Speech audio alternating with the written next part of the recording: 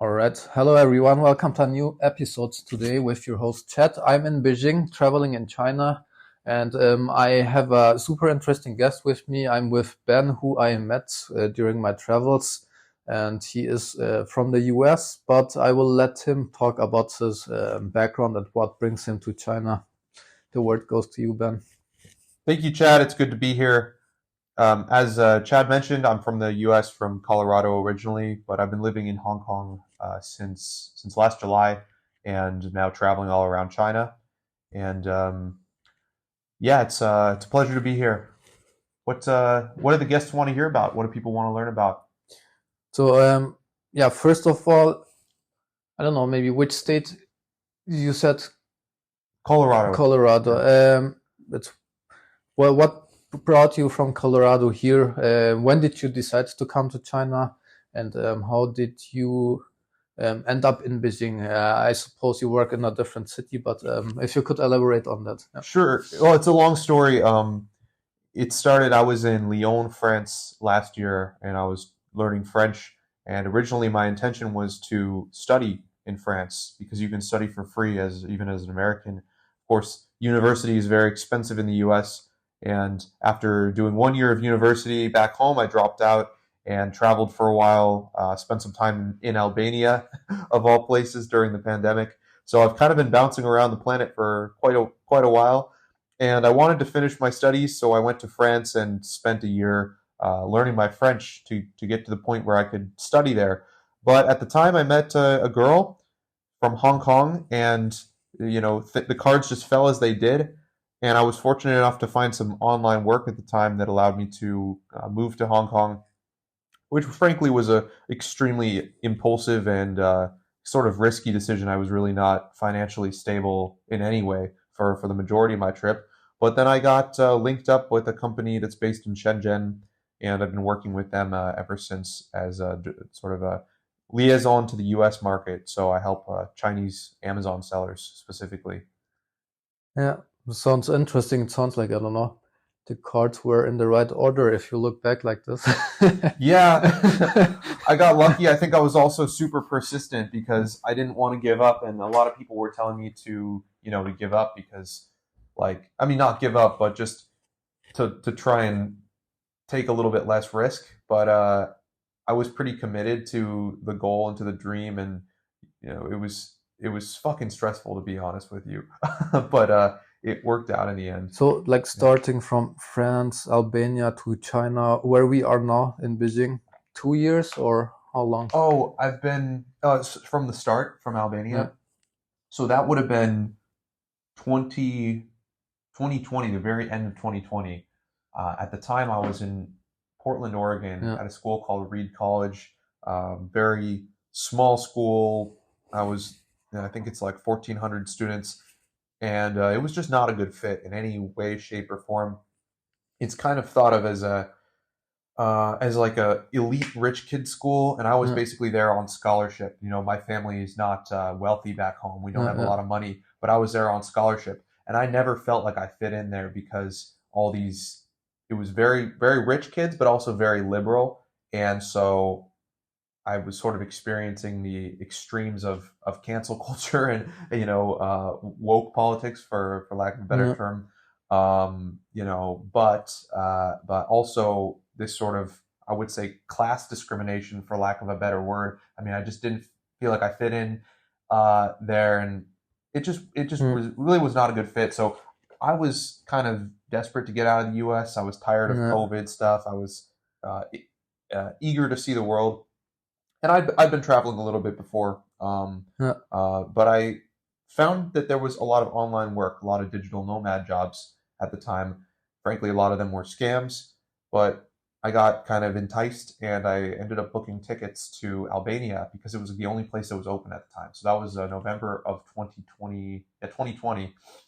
And once I got in Albania, I met a great community of people. There were a lot of other digital nomads and people yeah. who kind of served as mentors, and ended up staying there for I think over a year in total, and working online, doing some kind of weird, odd jobs, online sales stuff. Yeah.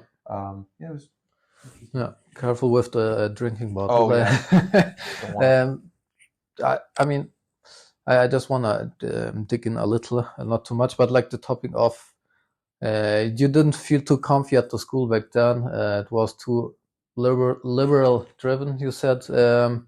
Like how did it impact you, or what do you mean by that? If you want to make a brief To elaborate. summary, yeah, feel free to comment on it. To be honest with you, it was nothing very tangible, Yeah. but it was sort of a general feeling of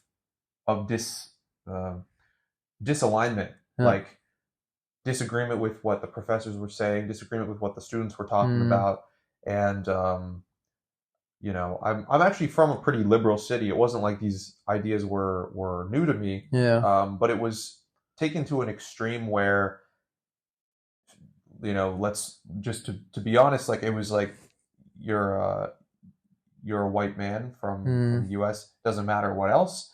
And these were all white kids also, I should say. It wasn't like I was at a school with, you know, the actual people they're claiming to represent. These were other white kids who were from a very, very privileged background. You know, their parents were CEOs in Silicon Valley, that sort of thing. But just because of my identity, like just being very cold and closed off, which was completely opposite to what I'd experienced the year before when I'd been traveling around. I took a gap year, saved up money doing some electrical work, took a gap year. You know, I experienced a very kind, welcoming people all around the world. Going from that to this really rude environment, and what it showed to me was very clear is that these kids were using this as a means of sort of class politics. So you can't say you hate somebody because they're from a working class background. You can't say that, but you can discriminate against them because they don't have the same level of what you consider to be political correctness, or, you know, being attuned enough. But like I said, it was pretty. It was just kind of the general vibe. So it was hard to make friends there. It was hard to connect with people. Everyone was weird. Everyone was depressed. You know, everyone's. So it was more like it was more the lifestyle that impacted, basically, right? From the people's backgrounds. That's how I understand it. Yeah, and it was really focused on, you know, that people were proud about being drug addicts, for example. People were proud about being drug users, and if you didn't use drugs, which I don't use drugs, or I don't even really drink. So I was like, it's like, oh, you're you know, you're a loser if you don't do that stuff. And I did have a girlfriend there, and, you know, she was fine. We had a fine relationship for the most part. But other than her, it was very hard to connect with people, hard to connect with my professors. Sounds like an episode from South Park. It kind of was. So for the ones who don't know South Park, but I think most do, it's a cartoon from the US, which makes fun of any topic you can imagine. Yes, set in Colorado in a fictional village. So okay, let's leave it with this nice ending. Then for the program you had in France, which was the topic? It was just a general French language program. Okay. So it wasn't from a university. It was from a school called Alliance Française. Yeah. They're all over France. Actually, they're all around the world. Yeah. And they teach the French language. Yeah. Okay. Brief opinion on the French language. I'm asking because I had French for 5 years. French is cool. It's hard and it's very arbitrary. And this is something I don't really like about French, is it's extremely arbitrary as a language. So there's a lot of things that are not very logical. There's every single noun has a gender, right? And it's not, there's no formula you could follow. You just have to memorize. And so I can speak French pretty well, but that's one thing I'll never be able to memorize because it's just intuition that French people gain. There's also a lot of very complicated grammar with conjugating words. French is cool. It's a beautiful language. Like, I like French people. I get along with French people well. But comparing to learning Mandarin now, I'd say French is actually significantly harder in some ways. Yeah. It's you pronounce some stuff different than you write it also in French, which makes it difficult, and also the articles. So for people who are already afraid of French or French learning now, don't even start thinking about German, because there's three different articles. That's right. Yeah. There's the male, female, and the neutral in Germany. That's right. Yeah. I will say for French though, I saw people who were in their 50s and Yeah, even 60s learning French successfully. So, it's never too late to start learning a foreign language. Don't let anybody yeah, tell you it is. Um, Very rewarding and fun experience, but it is a hard yeah, language. yeah. Um, I'm gonna come to the topic of China, as the main topic is China, but brief one or two sentences about Albania. I'm surprised you went there. I also told you before we started recording once, like not many people know even where Albania is. And I didn't know where I had no idea where my plane was going to Yeah, land. To be honest, I thought it was somewhere in the like Central Asia near yeah, Kazakhstan or something when I booked the tickets. And so I got to the airport and see that I'm just right above Greece and across from Italy. And I'd already been in Croatia and Bosnia before, so yeah, actually quite close to there. But Albania is a really unique country in the Balkans. I'm happy to talk more about that because the history is incredibly yeah. fascinating and rich, and frankly, unlike any other country in the world. Yeah, and I remember you telling me that it was one of the countries that was more welcoming of people during the pandemic, also. And yeah, For the most part, it was. The reason is because one, they're next to Italy, and Italy got hit with one of the first waves of COVID. So the COVID passed through Albania very quickly, so they were able to open up much sooner. And they're also quite a poor country, and they're trying to increase their tourist revenue, and so naturally they're going to be more incentivized to bring tourists there. But one of the things that drew me there is Americans can stay without a visa for 1 year, which is, I think Georgia is the only other country like that. So that was very appealing. And upon arriving, I met a lot of other Americans and people from all around Europe, and mm. also quite a few Albanians. And I was living and working in a hostel for the most part of that time and kind of integrated myself there. Well, what surprised you maybe the most about Albania that I don't know that just hit you?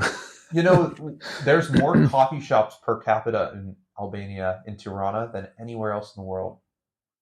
So, and from what I've heard, it's mainly there is a huge criminal underbelly there.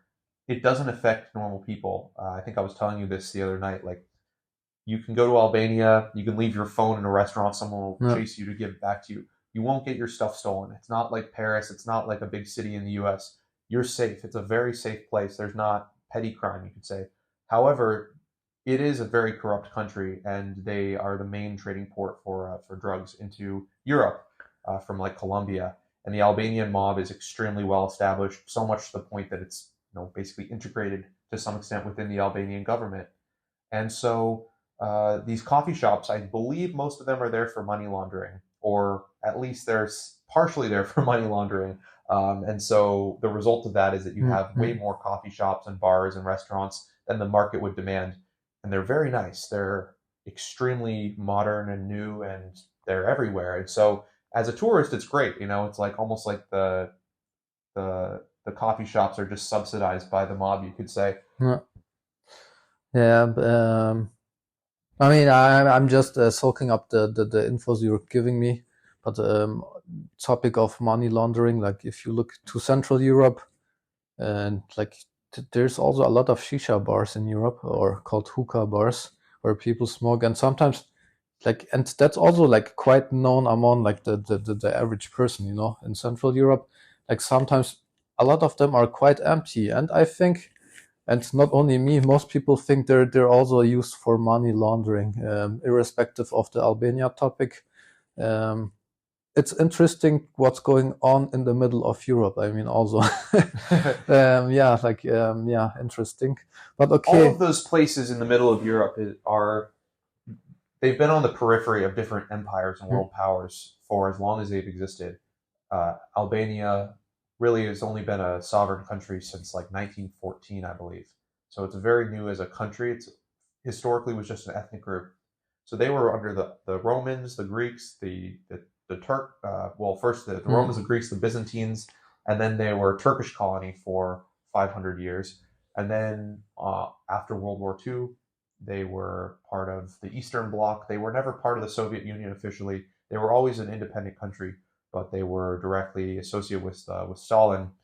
And then after communism fell, they basically became a full-on NATO member, and now they're like an EU candidate. Mm-mm. So they've always really passed back and forth between hands. They've been on the periphery, and I think that's why Central Europe is so kind of bizarre in a way, Yeah, where it's like it's east, it's west, it's neither, yeah. and it's also its own thing.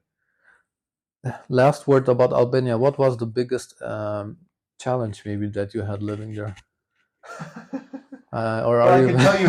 I mean, if you want to go into it, I can tell you a really juicy story. All right, hit me. But like that, try to give it To veer crispy. towards China.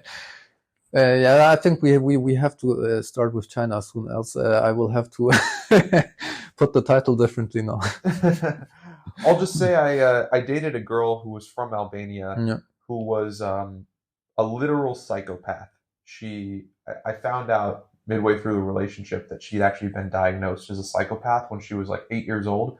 And as the story went, she had her dad had a pet bird, and he was giving the bird too much attention, so she strangled the bird when she was 8.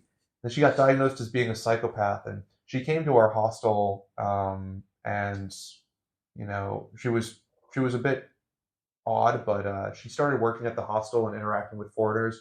And after about 6 months, she really blossomed, and she was just a normal, nice person.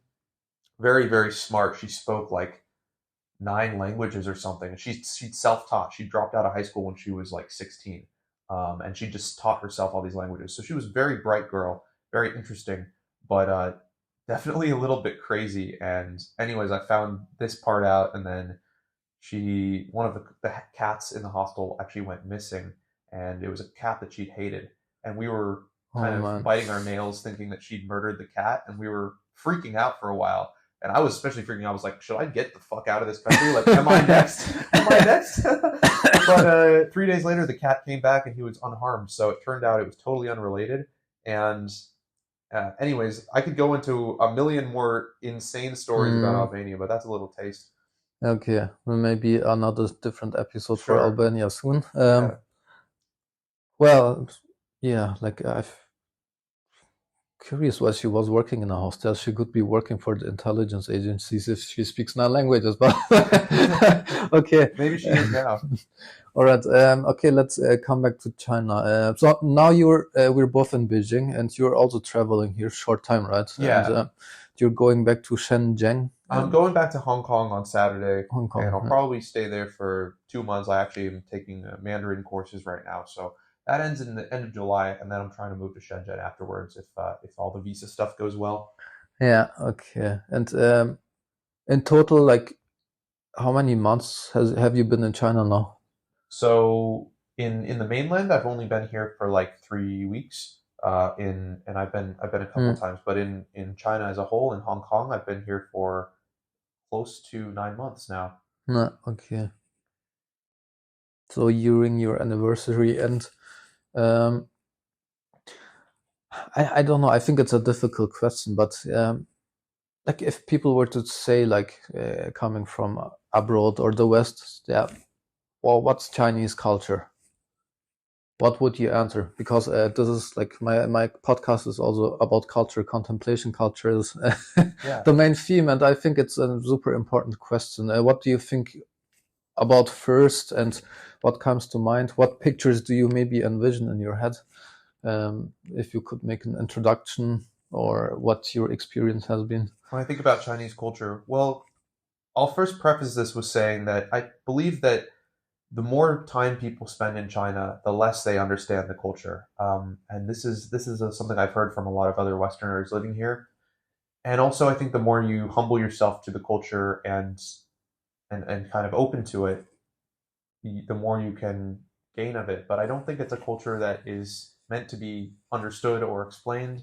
It's a culture to be engaged with and to really enjoy in practice. It's not something. If you study it from afar, you will not get a true grasp of what Chinese culture is. And I'm completely unqualified to be like, oh, I know Mm, what Chinese culture is. But I'll tell you my impressions.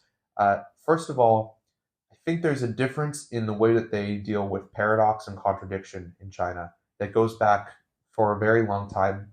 And I believe this is a big part of why China is so successful now.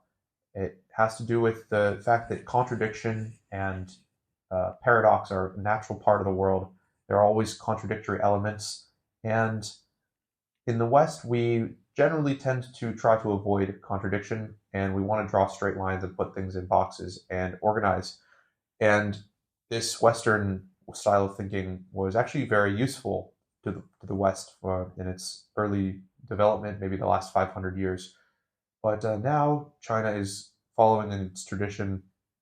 It's simultaneously modernizing, but also staying true to its roots and understanding that there are aspects of society and of life that are paradoxical and contradictory, and that that's part of the beauty, and it's not something to be avoided. So I would say that finding harmony in contradiction is a huge part of Chinese culture. You can see that directly in the yin yang symbol, Hmm. where you have the black, the white, and then the black has a dot of white, the white has a dot of black, and that's sort of a, if you wanted to summarize like And dialectic, the dialectic, it's that's a good way also to. the I remember that the symbol for crisis. I don't know if it was Chinese or Japanese. Is also like there's also some opportunity in the symbol. It's I remember someone telling me. I don't know if it's true. This Uh, was the symbol for what? like crisis, or I don't know if it was war or crisis, but like I heard that the symbol for crisis is built up also of like hope or opportunity elements in the very same, Oh, yeah, I don't know about this, but that's very interesting. yeah, That would sound right. yeah. So it's I don't know. It sounds right according to what I heard with what you're telling me. It sounds right, but maybe like basic. Is there any basic things that you could think about when you um, try to come up with an example for that paradox thing in the general life, Yeah, let me think of a good one. like from daily life maybe, or From from daily people life. going to school, or I don't know, going to work, or I don't know, anything, or even maybe eating or drinking. Very basic. Well, I would say that the cuisine makes use of many different flavors and definitely mixes things that would be considered disharmonious sometimes. There's a Uh, lot of mixing of salty and sweet and mixing bitter and sweet and maybe cooking meat with mm, something a little bit sweet. For example, the Peking duck is the roast duck, but then the sauce is actually sugar sauce. There's even sort of a powdered, I don't know if it's sugar, it's something like sugar, sugar tasting thing that you wrap the duck mm. in. That's just one example. I'm sure people back home are familiar with things like orange chicken and these westernized Chinese dishes have that same element. Um, Also, I would say just being in public, you can feel that there are many elements existing at the same time, and there's an orderliness to it. It's not the different elements are not necessarily contradictory or opposed, but there is contradiction to an extent. You can have many cars on the street. Maybe you have many luxury cars, Mm. but you also have people on bicycles, and there's sort of a I, sea. I wouldn't call it chaos because it mm, actually feels very peaceful when you're there, but it's something different than what we'd have in the West, where everything is more of a straight and narrow yeah, yeah. order. I found that very surprising in Beijing, that there's a good mix of electric bikes, normal bicycles, and like uh, Japanese and European cars, and like it's a good mix. I didn't feel like one type of like transportation is sticking out much more than the other. Correct me if I'm wrong. I If think that's also that's about your right. Yeah, and people have backup options, so it's like if maybe you're going to book a taxi, but if there's too much traffic, then you can book a bike and you can use a WeChat to do all that. So it's very convenient. The level of convenience here is just astonishing, and frankly, like Mm, I thought this was just Shenzhen originally because even Hong Kong isn't like this. If you go to Hong Kong, there's a lot of new cars, there's a lot of old cars. It's pretty much the same as the US. If you go to Shenzhen, it's all new cars and a lot of them are electric vehicles. And I found that to be true in every single city I've visited so far, even the smaller third tier city I visited. All the cars, for the most part, were quite modern, like within the last 5 years. Yeah, yeah. Also, this contrast thing that you just mentioned, and maybe the paradoxical. It's like I see some resemblance to the traffic in, I don't know, like Vietnam. Maybe also sometimes China is more structured, and like I see people abiding more to the rules, but sometimes I see some resemblance to Vietnamese traffic, and it might feel chaotic to Westerners, but I also see that they have their own practical way of handling, Handling these we're things. watching out for each other basically, so no one is really like hitting anyone, and that's like the harmony is there exactly, and like the harmony is also there by if you look at the number of vehicles on the street in Beijing, it's crazy. There's a lot of people. We there's 25 million people living in Beijing. I didn't know or expect that before I came here. I found it out, and if you see the amount of like bikes with like engines, it's also very surprising that most of them are electric. I like didn't hear any loud noise or anything. If you go to Bali or Vietnam, it's a different story. Oh yeah. It will be super loud and super annoying. But like that's also that's the contrast and that's the harmony. I think, and exactly what you're talking about here. Yeah, And also, I'll just say, I mean, we've got like you can see the blue skies here. A lot of people think that China's super polluted. yeah. They've really ramped up their factory standards. So most big cities are totally clear and great weather. I don't feel any pollution in my nose here. I only feel the sand from the Gobi Desert. You can actually feel a bit of a dustiness, but there's not, as far as I can tell, not Mm. too high of pollution.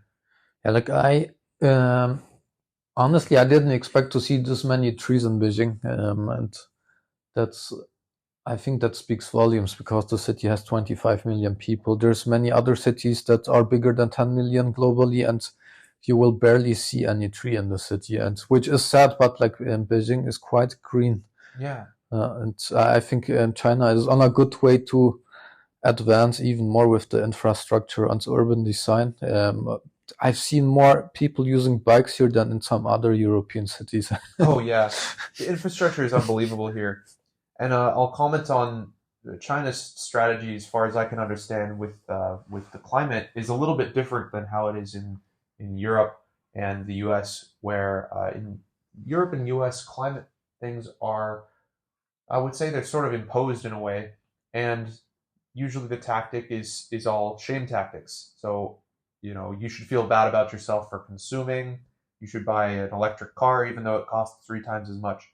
In China, the approach is more human focused. It's if we can make the quality of life better for people by reducing pollution, by having electric cars, then we'll do it. So actually incentivizing people to buy these things by making the prices lower and making them more easy to use, and also making the living space, the environment, not the environment as this sort of abstract term, but the environment as the literal place that we're living, the city we're in, the skies being blue, making that environment much nicer and more hospitable to human life. Yeah, like with that point, would you have one or two like um, hints or suggestions for what the West could change in that regard?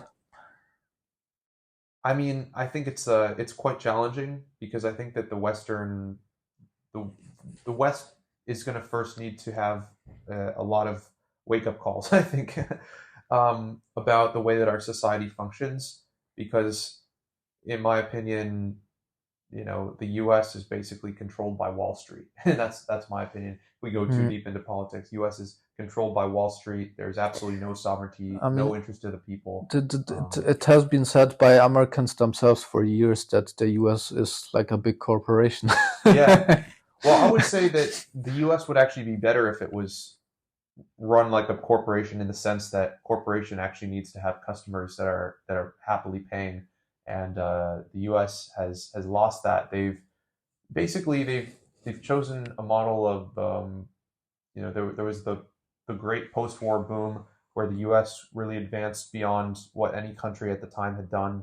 A large part of that was because they'd implemented uh, universal education. They were the first country in the world to do that. So they had a very highly educated workforce that was literate, and Mm. that's extremely important to the health and growth of the society. But then beyond that, there was such an immense amount of prosperity that happened after World War II when the U.S. kind of empire began.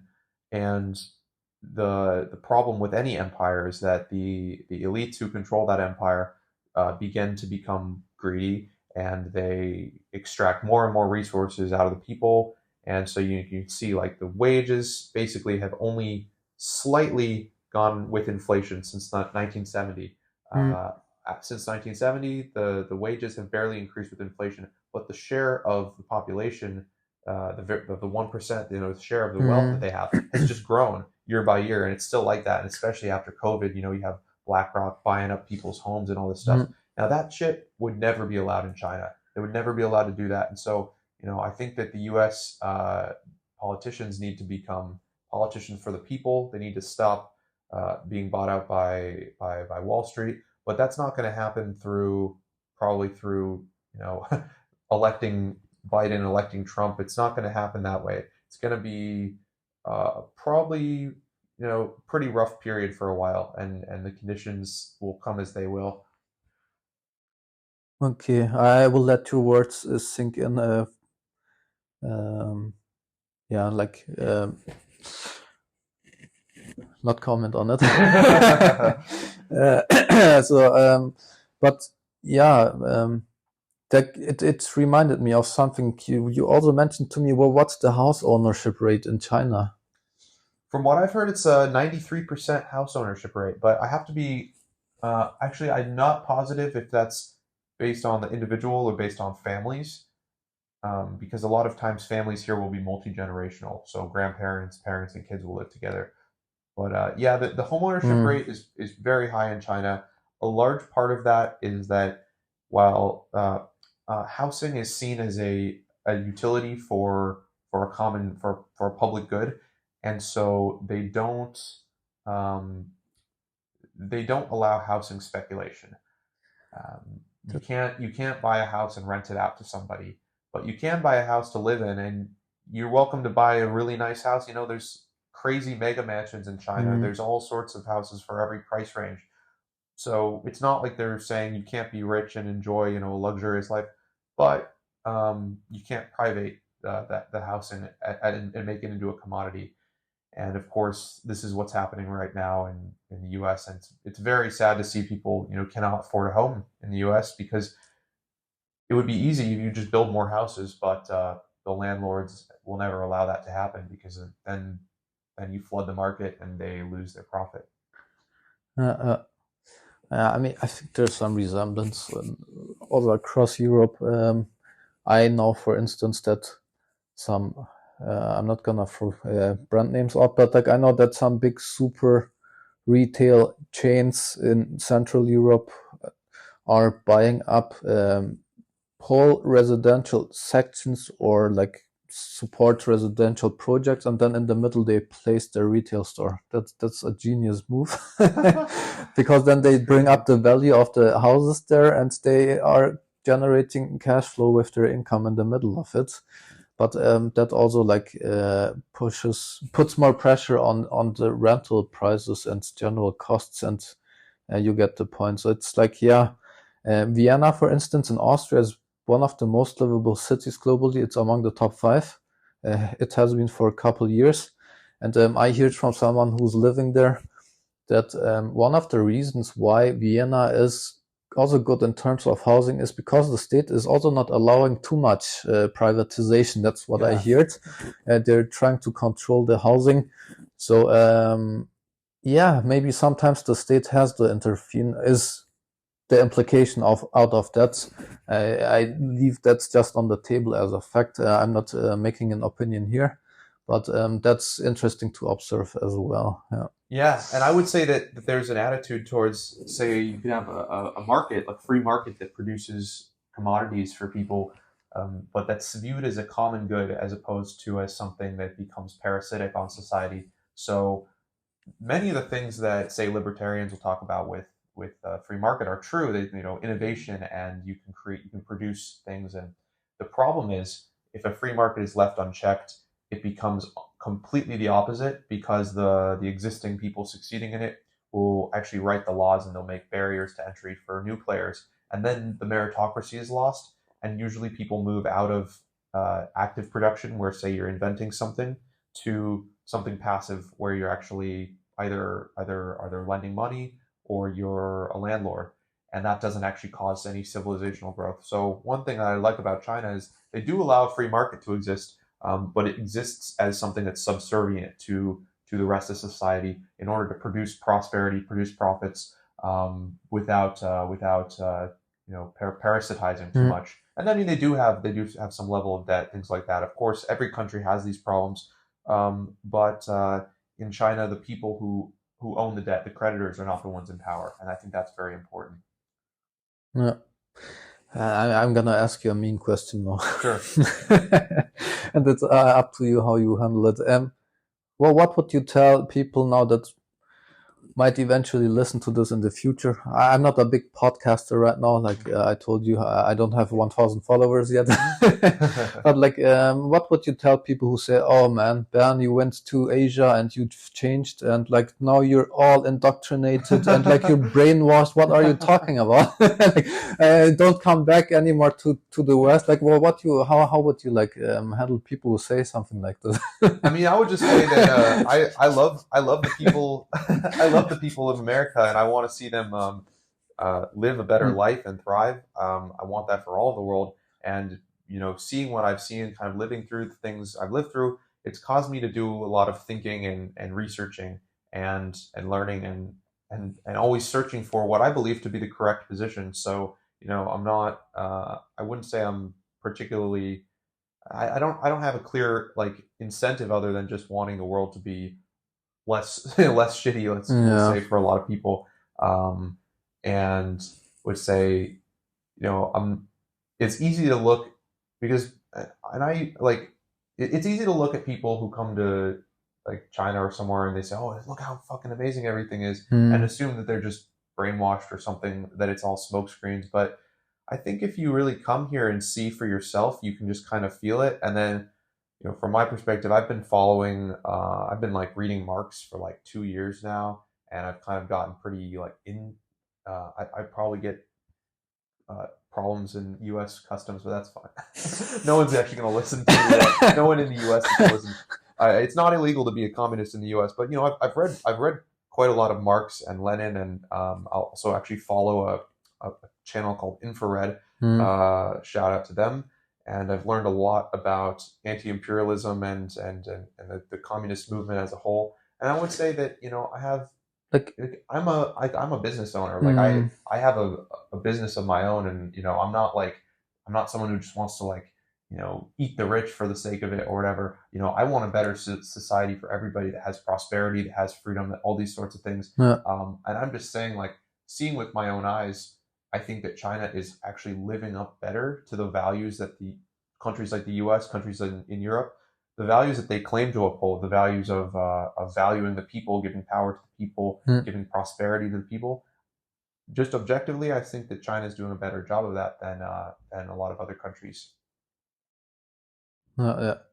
Um, I don't know if I should dive too much into the political spectrum, because I think some people might be thrown out of the topic already.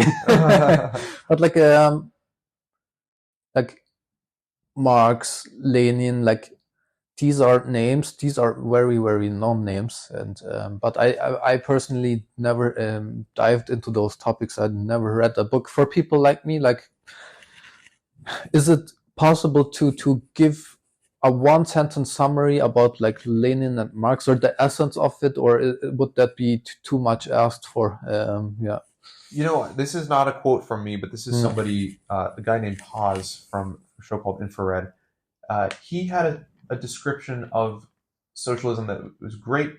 One liner. It was just, socialism is when the means of production serve a social end.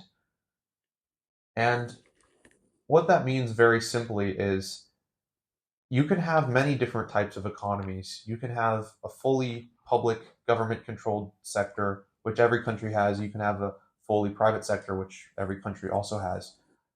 However, the way that you structure the relationship between those two and how you structure the relationship between those two and between the people as a whole matters a lot. So I wouldn't be somebody who's advocating for a fully, state-run economy or something like that. Like the Soviet Union had a different situation and they had a different context. They were in different historical conditions where they basically needed to do that as part of getting rid of the grips of foreign imperialism. But in an era like this, I would say the means of production serving the social ends means that you're producing everything you produce, every service, the entire economy. Ultimately, anything that hurts the people as a whole, or large groups of individual people, Yeah. you're not going to allow that. You're only going to allow positive developments in society. So, if you take an example of like prostitution, for example, prostitution, ruins a lot of lives. It creates a lot of you know ruins people's sex lives, causes many issues. This is something that's debated, of course. Some people argue for it, but I believe that it's very difficult to have prostitution without exploiting women. So that's an example of something that does not serve a social ends. Maybe one side of the party or two sides of the piece they benefit from it, but the person who is a prostitute, of course, loses out. Another example would be landlords and a rentier economy. Now, I'm not saying this to say that landlords are evil or anything like that, or make a moralistic claim, but I'm just saying that there's a way in which a landlord is not producing anything of value. Nothing useful is being created. All that's happening is income from a person who's working is being transferred to a person who has a contract saying that they are the unique owner of a place. But the landlord is not providing an actual service, let's say. You could say that they're providing the service of housing, but actually that housing, you could just as easily build another house and give it to the person, right?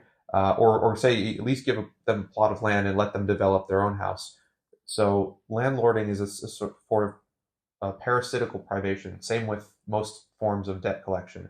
It's a sort of parasitizing, and it doesn't produce anything of value. And so, trying to minimize those factors in economy, make sure that everything you produce serves a social ends and serves the well-being of the people as a whole.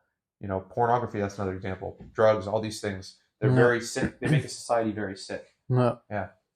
I think the business term is like external costs.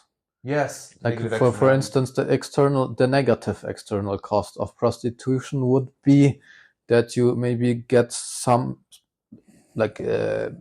section of the population sick because they get some diseases or something, or or they get mentally ill. That would be a negative external cost, and usually you have negative external costs when something is not accounted for in the service, when it's not charged. Basically, for instance, you build a factory which pollutes the whole neighborhood, the residential area, and people get cancer, for instance. Yeah. That would be a negative external cost if the factory has not to pay much more to clean it or get rid of it somehow, the pollution. So this is for the people with the business understanding. Yeah. Yeah. And I think communism is not necessarily antithetical to business as a whole. I mean, even Mao was, he said patriotic capitalists were welcome in the revolution. He identified it as sort of he called it a non-antagonistic contradiction. So it was, the antagonistic contradiction was imperialism. So it was foreigners who were buying up land in China at the time and kicking them out. But, for someone, maybe they're producing something that's useful for people, they could have actually been part of the revolution in a productive way. Yeah. Okay. Well, interesting angles into politics or ideas and ideologies. I didn't expect we would be. I would be asking questions here. Yeah, but let's get back to the general topic. I mean, we still talked about China and other countries and relations, but like I don't know if someone comes for the first time to China. Let's start with basic questions again. Which cities do you recommend? Which have you seen so far? So I've only been to Hong Kong, Macau, Shenzhen, Guangzhou, Yiwu, Shanghai, Qingdao, Beijing. I guess that's a lot. Only. That's a lot of cities, but I still feel like I haven't seen so much in China. Okay. Well, what would be the top three or five in your opinion that everyone should? Oh man, that's a really hard one. Um, well, so if you want to see a really cool, epic modern city, go to Shenzhen. It's just everything is so new. I mean, it was created 40 years ago, And out of nothing, out of a fishing it's village. referred to as the Silicon Valley of China also Yeah, because it has a lot of tech companies. and let me just say, I spent some time in Silicon Valley. My ex-girlfriend was from there, and Silicon Valley is a fucking shithole compared to Shenzhen. Like, I mean, Silicon Valley. Like, I remember Mm, I climbed up on a mountain. And I was looking over, and I was like, "Damn, this could be like literally could be in Ohio or something." Like, I was expecting so much more high tech. Um, Obviously, there's a lot of innovative yeah. companies in Silicon Valley, but like the actual just aesthetic of it is like you go to Shenzhen, man, it's freaking crazy. You feel like you're in Gotham from Batman or something. You mean like just how the valley looks, right? Like Just yeah. yeah, Look, I mean, it's beautiful. The nature is yeah, beautiful, but yeah. like it's still there's hardly any Yeah, like skyscrapers or anything like that. I studied like Hmm. in Silicon Valley at San Jose Oh State, yeah, and it feels like a big village because I mean you don't really see a skyline. It's the Bay Area as a whole is like super large, but yeah. you don't feel like there's people who are running huge companies and have millions of dollars in their pockets, like and yeah, Yeah, it's like it literally. I was like, damn, this could be fucking Ohio. This could be Idaho. Like, yeah, so Shenzhen's really cool, but there's not a lot of old culture there.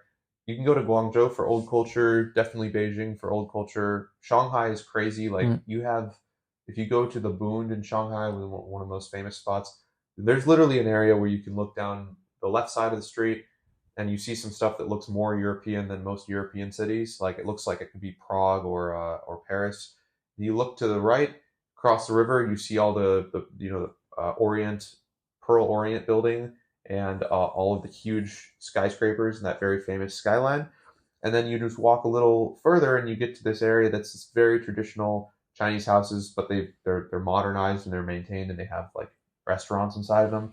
So Shanghai is just like pretty crazy city. Beijing is a ton of old culture. Not a lot of tall buildings in Beijing. I was actually kind of surprised for the capital. It's very short buildings mostly, yeah. and kind of feels more like wouldn't you say there's almost like a It's small town vibe here in some yeah, parts, even though it's a big city? it's like a it feels like a projection. I mean, a different cultural projection of Munich to me. Like Munich has Munich, like 3 or 4 million people. In Germany, it's yeah. like one of the largest cities, and it's growing. Hmm. It's popular because it's near to the like mountain area and Austria and other countries. But it feels like a village sometimes because Yeah, there's not no high buildings in Munich pretty much, and it's preserves its like village vibe. And I think yeah, in Beijing I see also like the highest points are usually, I mean, with the exception of some tall buildings in downtown, you see either hills or temples, right.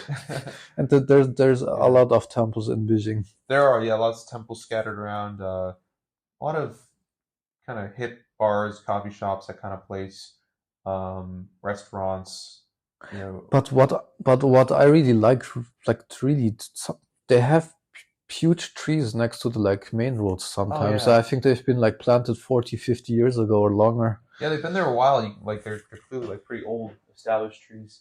And the sidewalks are also sometimes like 4 or 5 meters wide. I don't know how much it is in feet, Yeah. Uh, but it's very yeah. I don't know. It feels like there's a sense of grandiosity to the area sometimes. Also the Hmm. squares, there's very The squares are really uh, cool. Yeah. And another city that a lot of people have never even heard of, I'd never heard of this city. It's called Iwu. It's 2 hours by train from Shanghai, and so it's in Zhejiang province. Pretty small city. Well, I shouldn't say small. I think it's like 1 million 1 million people. It's a small city in China. Um, but it is a major trading port, or sorry, not port. It's a major trading hub. So they don't produce a lot of stuff there, but if you want to go buy something and sell it on like Amazon or whatever it is, that's the place to go. And it's really a lovely city.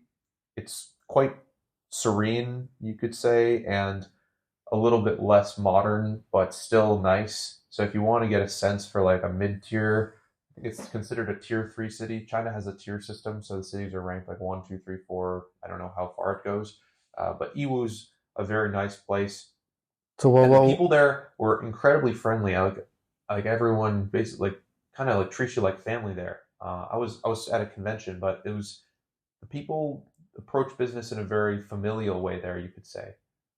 I had a lovely time in Iwu. and like where is EU and well, what's the how do they determine the steering system you're talking about? I have those two Oh questions. yeah.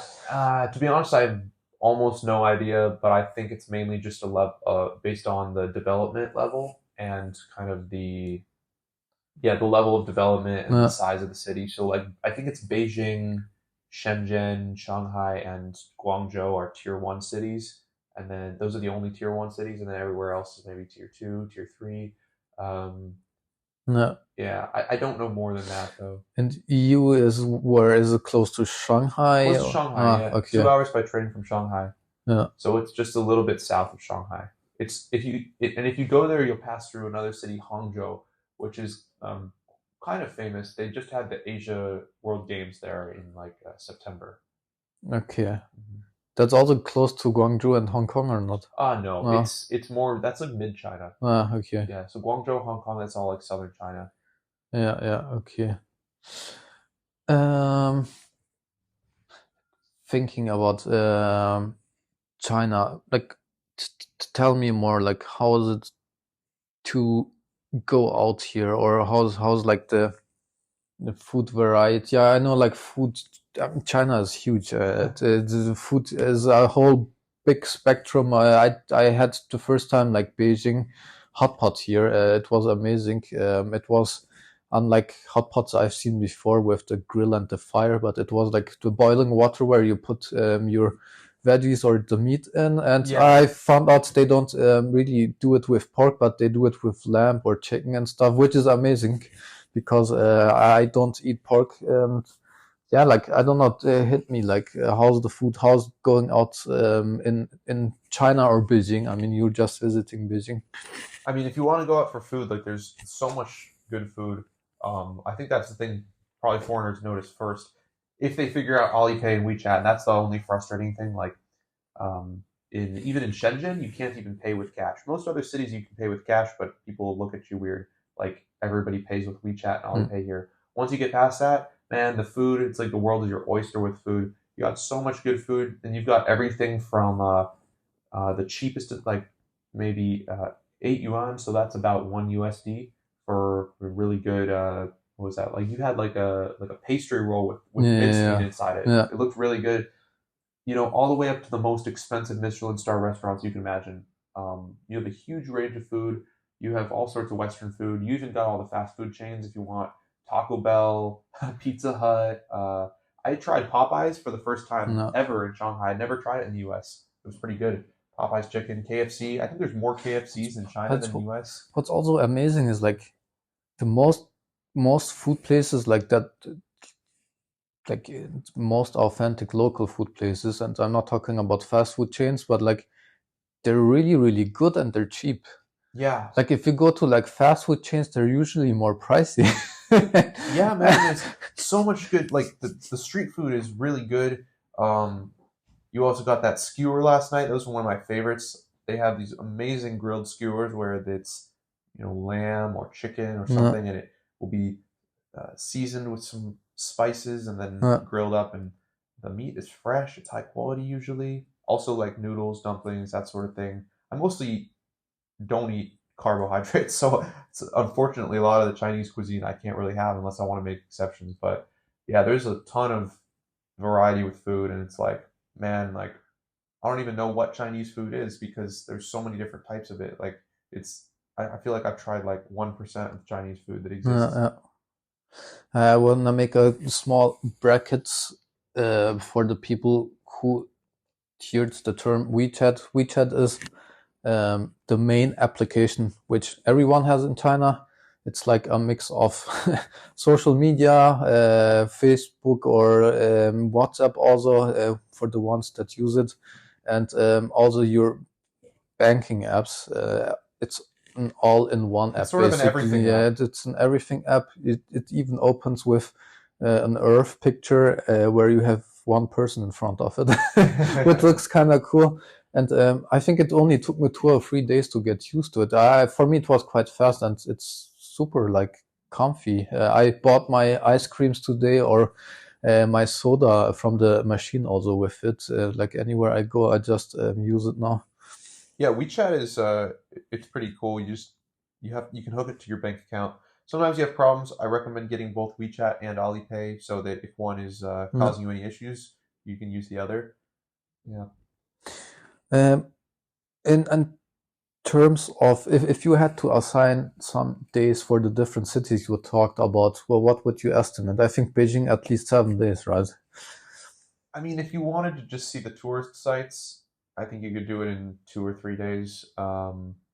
Any of the cities, I think you could see the tourist sites in 2 or 3 days. But like, if you want to really enjoy yourself and explore, because that's the thing with, in my personal opinion, like I don't like doing tourist stuff. Like I always am like, can't wait to get out of it, even if it's super cool. Like we were in the Yeah, Forbidden City yesterday on this tour, or 2 days ago, and I was like bored out of my mind because it was just like hot and like I like just chilling in cities, walking around, getting yeah, lost and stuff. And I think most people probably are like that too, even if they don't want to, even if they're embarrassed to admit it. yeah, Like it's, and it's a good place to do that. It's a good place to just hang out. You can meet people on couch surfing, or I don't know where else. yeah, Where we go to bars, you'll meet people here. yeah, yeah. Yeah. Yeah, I also do tourist stuff sometimes very fast. Today I did the Forbidden City. I think I finished it in 1 hour. I skipped some places, as I told you also earlier. Yeah. But I'm on a tight schedule, and it was 34 degrees today. So it was super hot, and it was super busy also. So it's yeah, you can imagine. Um, yeah, but I think also what could be interesting, um, your current girlfriend, like to the people who are single out there, like how is it going out in China? How are Chinese girls like? Which differences or same patterns do you see comparing to your maybe exes or your friends, girlfriends, and other people? I'm just asking with a curious mindset without trying to harm any culture here. Well, my girlfriend is, she was technically born in Canada, but she's lived her whole life in Hong Yeah. Kong. She's Chinese, fully Hong Kong Chinese. But she's technically Canadian. She went to school in Canada also for university. So she's quite westernized compared to most Chinese, and I would say maybe my interpretation is going to be skewed a little bit Mm. with her. She's extremely easy to date. She doesn't cause any issues or headaches. Like she's not yeah, she's not like high maintenance or anything like that. Like I don't you, know if that's going to be normal though, to be honest with you. I mm, think that like there's a whole range of types of girls in China. I think most Chinese girls, from so what I can tell, they're very empowered, but they want to get things their way. They definitely have high standards, but at the same time, they're probably um, going to be a little bit less. How would you say it? I would say they're still more traditional in a lot of ways than Western girls. So they are very empowered, highly educated, oftentimes professionals working jobs, but they take their appearance, for example, very seriously. mm, They take their appearance very seriously, how they dress, their makeup, and all that stuff. yeah. So your girlfriend is more, when you say easy to date, easygoing and harmony seeking, instead of like someone who would like say, "Hey, no, we do what I want first."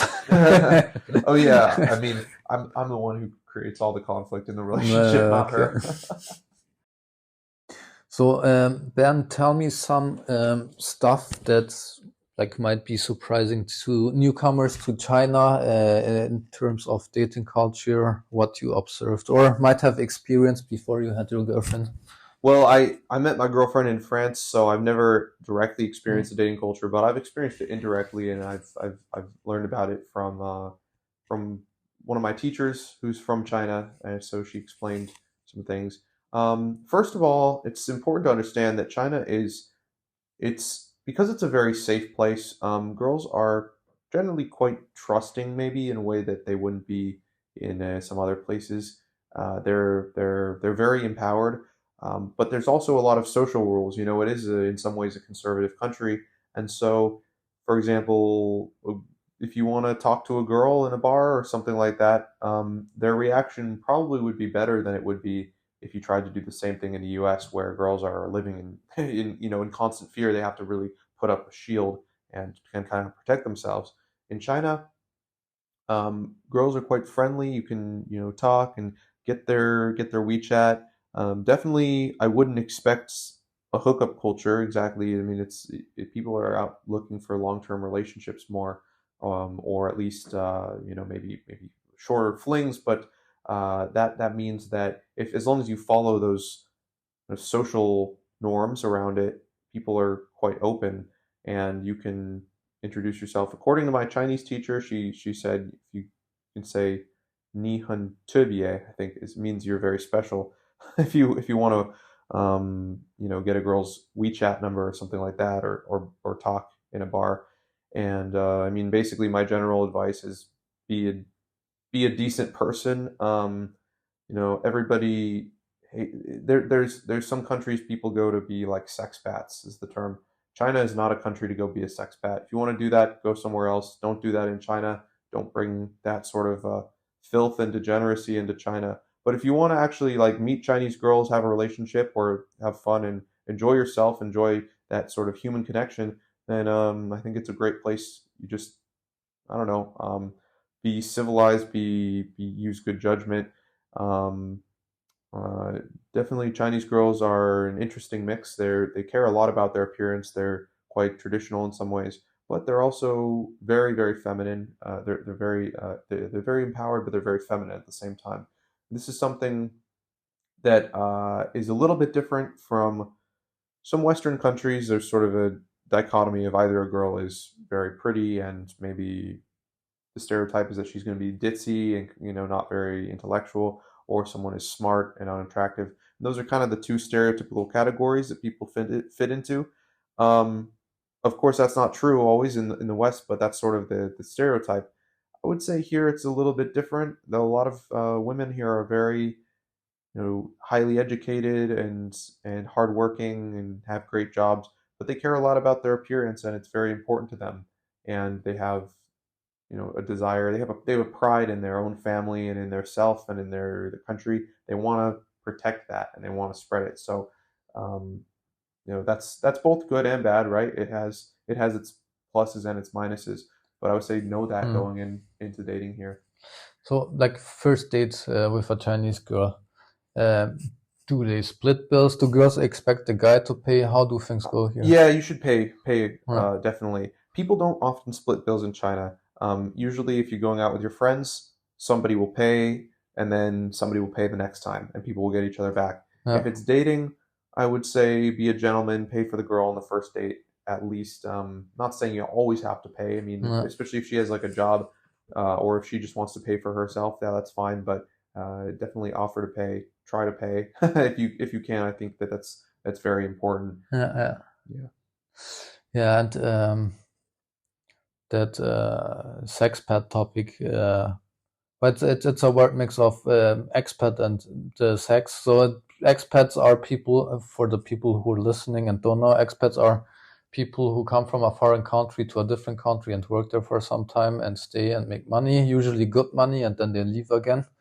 And yeah, just like yesterday, my friend, she's a Chinese girl. She also made a comment about these kinds of things. She said it's disgusting that people come from foreign countries sometimes to China. They get paid more than the local people because, I don't know, maybe they speak a language which is right now in demand for a certain company, and they stay here. They get advantages from the government, but they would not be very appreciating of it, she said. And she said they know that they are quite attractive for like local people, and they're taking advantage of it. So yeah, don't be an asshole when you come here.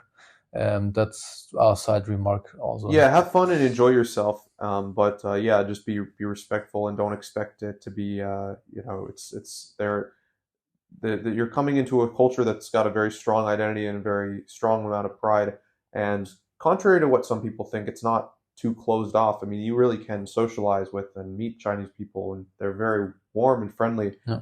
You can totally do that, but don't come into it with a mindset of you know kind of sexpat mindset, I guess I would say. Mm. Yeah. Yeah, yeah, quite like I made very, very good friends in just a few days here. China is Beijing is quite active with cards, I think, and it's easy to socialize here with locals, which is great. Let's see how my journey also will go with Shanghai, or if I have the time to Shenzhen and Guangzhou. Yeah, I'm looking forward to hearing more about it. All right, Ben. We had some Looks like we've interesting got topics, but like yeah. like any last comments or any last anecdotes, anything that is on your mind that you also wanna put on the table? I would just leave the guests with this. China is open. The pandemic is over. If you come from a country where you need a visa like the US, get the visa. It's not that hard to get. And I think it's just a really fun and interesting country. There's a lot of surprises here. It's not anything like the media portrays it, is what I'll leave people with. And so I think it's really worth it to just see China with your own eyes because, even me as someone who knew more about China, who had a favorable view, I was still surprised by many things. And I frankly, just being here, like you're going to get a different experience coming here than you can ever get from listening to a podcast or even looking at pictures. Come here, taste the food, walk around, make friends with the locals. Like have a really good time. It's a fun place, and I think it's worth for everybody to see. Yeah, I would be, no, having been here, I would be really sad if I if I hadn't been out. So I would just leave everybody with that. Yeah. And it's been great being on your podcast, and thank you for giving me this chance to tell my story a bit. Yeah. Hopefully, it was useful and interesting to people. And And yeah, you're looking forward to seeing your updates from the other cities you go to. thanks for joining. Thanks for the insights. Also, if you're like from Europe or some other countries, have like 15 days visa-free travel to China right now. I'm using that. So take your opportunity. This is your chance. Yeah, I believe it's not everywhere in Europe, right? It's Spain, France, Yeah, Germany, Netherlands, certain maybe. countries, but it's not Yeah. too little. I think it's more than 6 or 7. They've Yeah, expanded it. That's right. I was forgetting. Yeah. Yeah, so make use of that. And if you have any more questions to Ben and want to reach out to him, you can ping me through the contact or Q&A or something, and I will ask if I can get in touch. Yeah. So, and yeah, tune in next time. Thanks for joining, and looking forward to the future episodes with other guests also. Thank Bye-bye. you. It's been a pleasure.